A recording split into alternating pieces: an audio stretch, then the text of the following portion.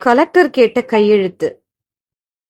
ரா. வெங்கடசாமி அவர்களின் கட்டுரை காஞ்சி மகானின் கருணை நிழலில் என்ற புத்தகத்தில் இடம்பெற்றுள்ளது.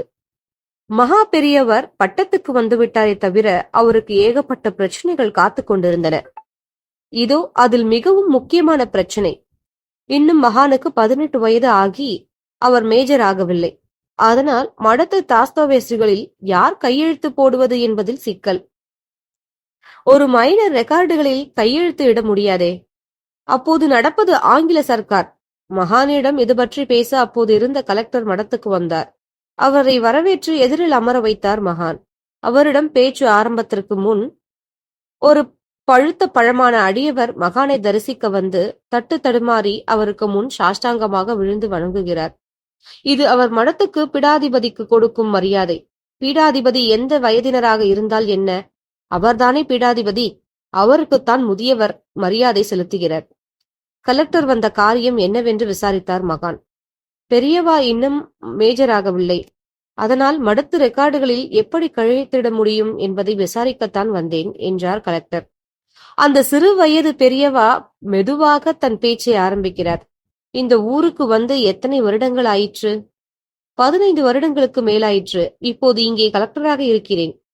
இத்தனை வருடங்கள் ஆன பின் உங்களுக்கு எங்கள் மடத்து சம்பிரதாயங்கள் கொஞ்சமாவது தெரிந்திருக்க வேண்டுமே. எங்கள் சம்பிரதாயத்தில் வயதானவர்கள் சிறியவர்கள் நமஸ்காரம் செய்து நீங்கள் பார்த்திருக்கிறீர்களா? இல்லை. எங்கள் வழக்கப்படி சிறியவர்கள் தான் பெரியவர்களுக்கு மரியாதை செலுத்துவார்கள் என்றார் கலெக்டர்.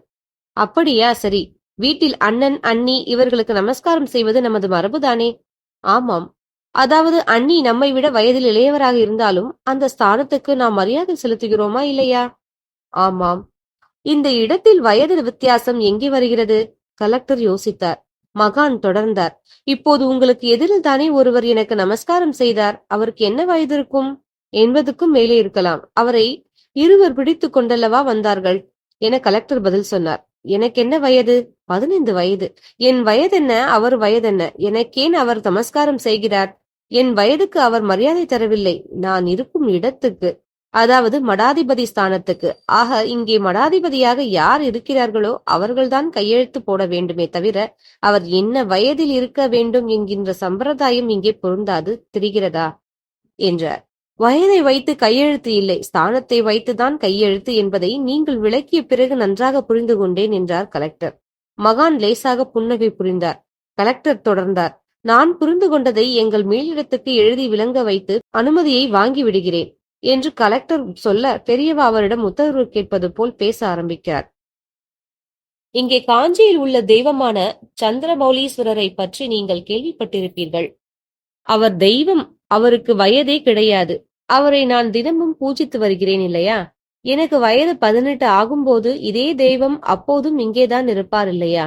அதனால் எனக்கு 18 வயதாகும் வரை அந்த தெய்வத்தின் பெயரால் கையெழுத்திடுவதில் உங்களுக்கு ஒன்றும் ஆட்சேபனை இருக்காது என்று நினைக்கிறேன்.